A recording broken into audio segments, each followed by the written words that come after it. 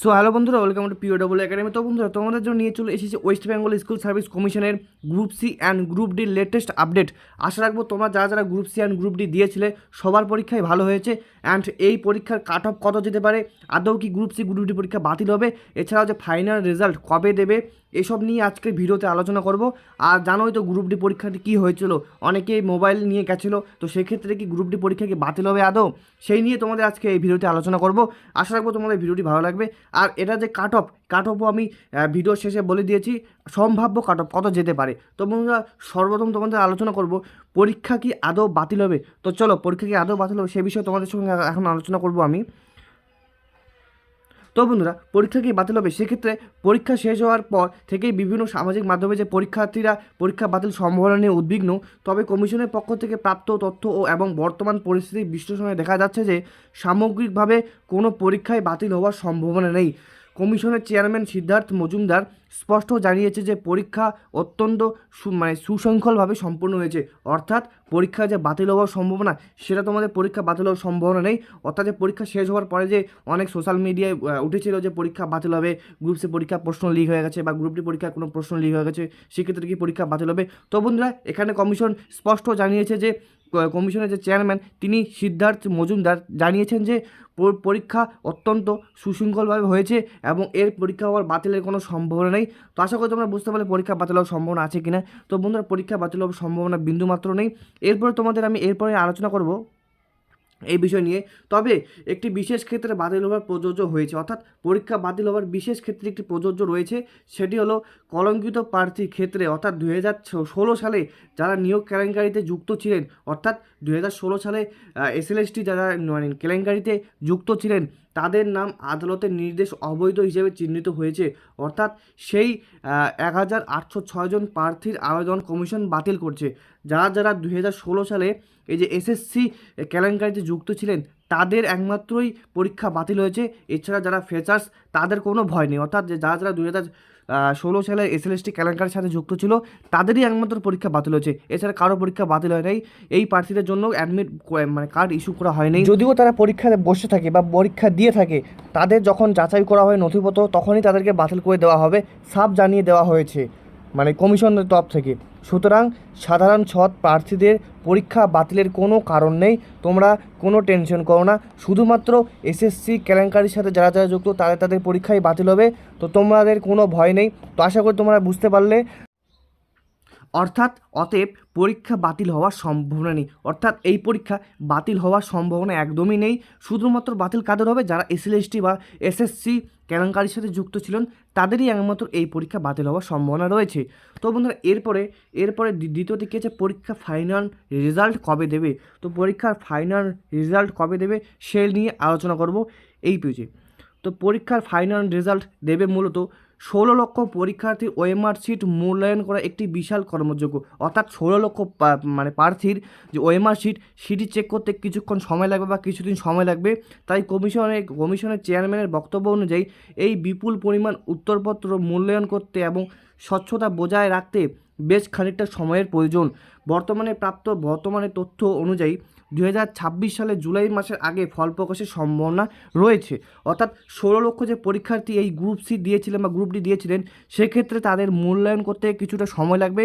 সেজন্য কমিশনের চেয়ারম্যান তিনি কিছুটা সময় চেয়ে নিয়েছেন এবং জুলাই মাসের আগেই ফল প্রকাশের সম্ভাবনা রয়েছে। অর্থাৎ তোমাদের ফাইনাল রেজাল্ট জুলাই মাসের আগেই তোমরা পেয়ে যাবে, এটা নিয়ে আশ্বাস করেছে চেয়ারম্যান। তো এর পরবর্তী যে থাকবে অ্যান্সার কি বা অ্যান্সার কি ডি, সেটি তোমাদের প্রাথমিকভাবে মার্চ মাসের তৃতীয় সপ্তাহ বা এপ্রিল মাসের প্রথম সপ্তাহে কমিশনের অফিসিয়াল ওয়েবসাইটে উত্তরপত্র আপলোড করার কথা আছে। অর্থাৎ যে অ্যান্সার কিটি, সেটি মূলত মার্চ মাসের তৃতীয় সপ্তাহ বা এপ্রিল মাসের প্রথম সপ্তাহে কমিশনের অফিসিয়াল ওয়েবসাইটে উত্তরপত্র আপলোড করার কথা রয়েছে। তো তোমরা অ্যান্সার কিটা মূলত মার্চ মাসের তৃতীয় সপ্তাহ বা এপ্রিল মাসের প্রথম সপ্তাহে কমিশনের অফিসিয়াল ওয়েবসাইটে তোমরা পেয়ে যাবে। এরপর থাকছে উত্তরপত্র নিয়ে যদি কোনো প্রার্থীর আপত্তি থাকলে নির্দিষ্ট সময়ের মধ্যে তা জানানো যাবে। অর্থাৎ কোনো প্রার্থীর যদি প্রশ্নপত্র নিয়ে আপত্তি থাকে তো তারা সেটি অভিযোগ জানাতে পারবে। অতএব তোমার যদি কোনো প্রশ্ন মনে হয় তুমি সঠিক করছো এবং তোমার সেই নম্বরটি নেই, তো তুমিও তখন অভিযোগ করতে পারবে যে আমার এই প্রশ্নটি আমি সঠিক উত্তর করেছি তবু আমাকে অ্যান্সার দেওয়া হয়নি। তোমার কাছে যেহেতু ওএমআর শিট আছে তুমি সেটি চেক করে অভিযোগ করতে পারো। অভিযোগ করার চূড়ান্ত যখন ফলাফলটি আসবে তখনই তোমার ওই নাম্বারটি যুক্ত করা হবে। যদি তুমি সঠিক অভিযোগটি জানিয়েছো তখনই তুমি সঠিক নাম্বার পাবে চূড়ান্ত ফলাফলে। আর পরীক্ষার রেজাল্ট মূলত তোমরা পিডিএফ আকারে পেয়ে যাবে অফিসিয়াল ওয়েবসাইটে।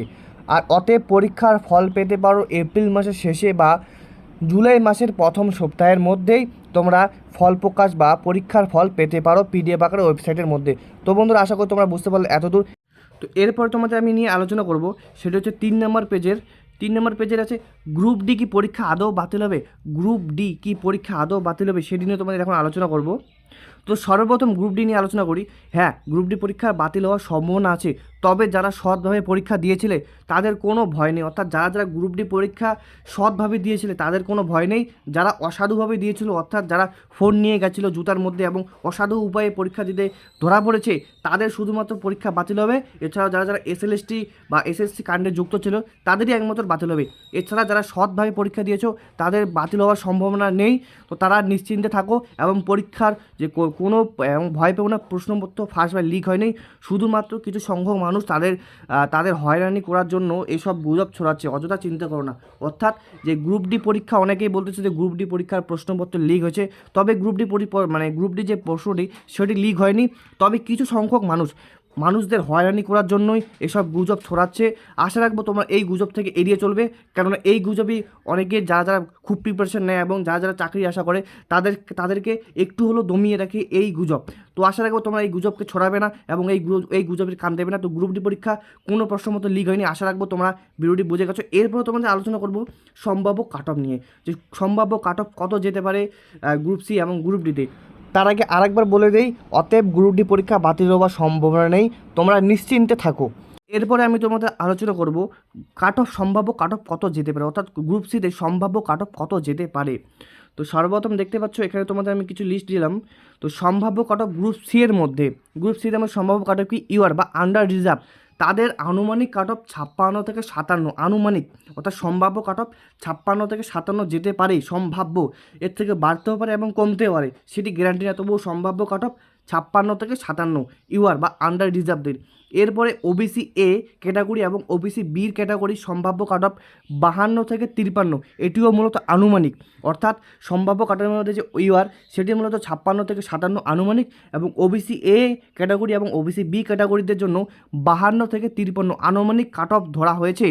এরপর এসসি অর্থাৎ তপশিলি জাতির